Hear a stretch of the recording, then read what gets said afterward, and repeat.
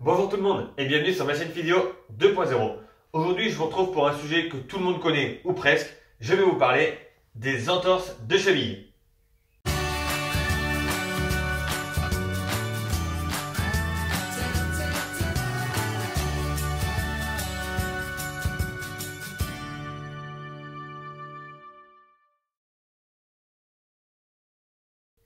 Alors oui, je vous disais que c'était un sujet que tout le monde connaissait ou presque, puisque c'est quelque chose que l'on rencontre très souvent au cabinet, que ce soit chez les sportifs dans leur activité physique ou chez les non-sportifs dans les activités de la vie quotidienne.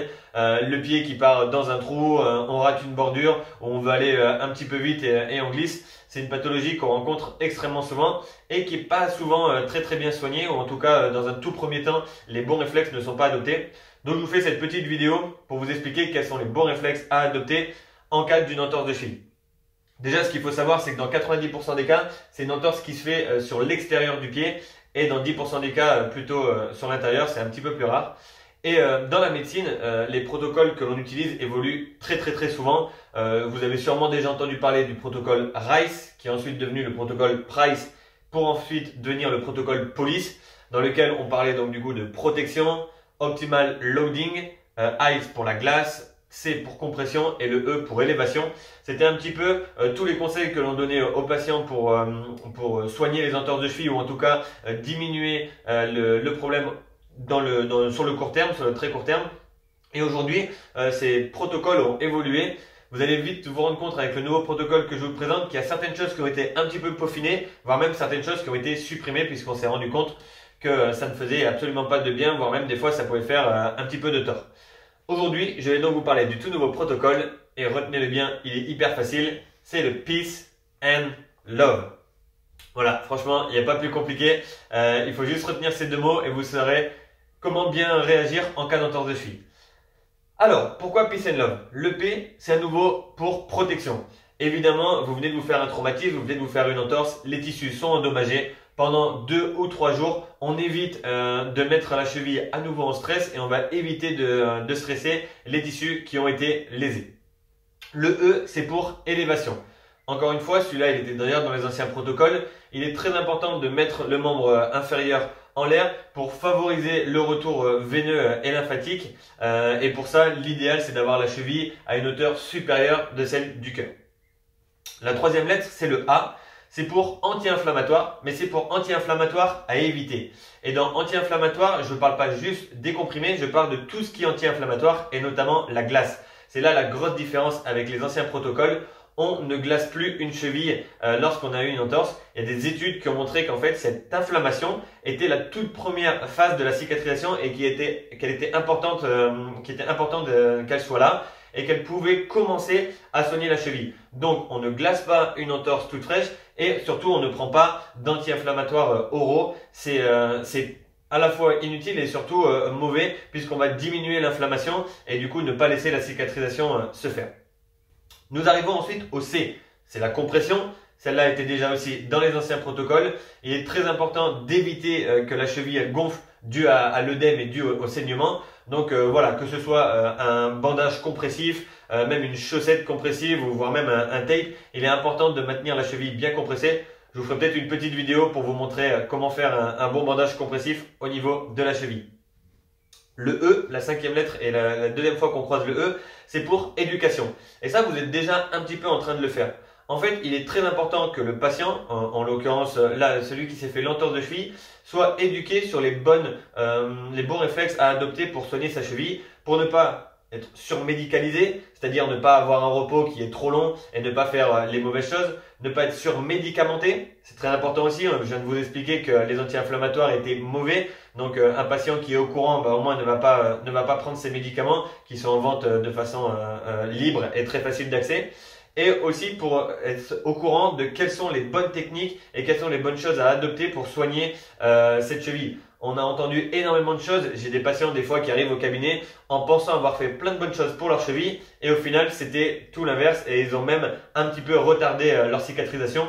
Donc voilà, éducation c'est un des maîtres mots dans la kinésithérapie et c'est un peu tout ce que je vais essayer de vous transmettre dans ces vidéos.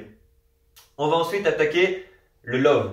Le L, c'est pour load. Donc, pareil que dans le protocole police, il y avait optimal loading. Là, on en revient à la même chose. Load, c'est pour en anglais dire charger. En fait, il va falloir progressivement charger la cheville, remettre du poids progressivement dessus, en respectant une règle que maintenant vous connaissez très bien puisque je vous en ai parlé assez régulièrement. La quantification du stress mécanique. Il est hyper important de venir remettre du poids sur cette cheville puisqu'on a vu dans les études récentes que la contrainte permettait de favoriser la cicatrisation. Mais par contre, il faut le faire progressivement et en respectant un petit peu le traumatisme qu'a subi ces tissus. Ensuite, on va attaquer le haut. Et ça, c'est une des petites nouveautés aussi. Les études se sont penchées sur l'état d'esprit du patient et le haut, c'est pour optimisme. En fait, on s'est rendu compte que le cerveau était extrêmement puissant et qu'il y avait la possibilité de le conditionner. Et en fait, un cerveau bien conditionné, c'est un cerveau qui va vous aider à vous guérir. On s'est rendu compte qu'une entorse de cheville avec un stade mineur, on va dire, pas très important, chez un patient qui est plutôt pessimiste, qui pense que ça va mal se passer et qui a l'impression vraiment que ce traumatisme est dramatique, eh ben, elle va être moins bien soignée qu'une entorse moins bien soignée. Elle va évoluer un petit peu moins bien qu'une entorse qui est pourtant d'un grade un poil plus sévère, mais chez un patient optimiste qui voit plutôt le bon côté des choses et qui pense bien pouvoir se soigner avec sa rééducation. Donc voilà, le cerveau c'est quelque chose de très puissant et il est important de le conditionner dans le bon sens pour favoriser notamment la réparation des tissus. On en arrive au V. Le V c'est pour vascularisation. Il est très important de reprendre le plus vite possible une activité cardiovasculaire qui ne traumatise pas la cheville et notamment les tissus lésés. Donc pour ça, vous pouvez faire du vélo, on peut faire du vélo à bras ou même de la natation avec un pull boy entre les jambes pour pas faire trop bouger la cheville. Mais l'objectif, c'est d'amener de la vascularisation pour augmenter le métabolisme, augmenter la circulation sanguine et de ce fait augmenter un petit peu la destruction des tissus lésés. Et tout ça, on s'en a rendu compte que ça favorisait énormément la cicatrisation et la récupération au niveau de la cheville. Et on en arrive à la dernière lettre qui est le E de exercice. Et c'est là où nous on a le rôle principal en tant que kinésithérapeute. Il est très important de remettre des contraintes le plus vite possible sur cette cheville pour pouvoir favoriser la cicatrisation. Et pour ça, il faut qu'on travaille sur 3 axes: l'amplitude, la force et la proprioception.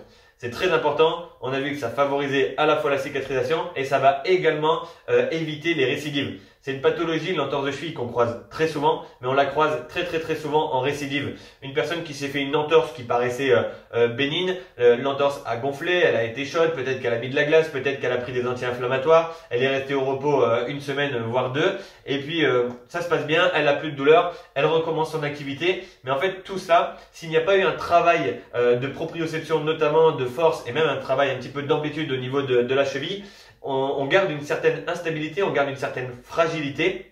Et lors de la reprise de l'activité physique, il n'est pas rare d'avoir des personnes qui à nouveau rechutent et se refont une entorse de cheville.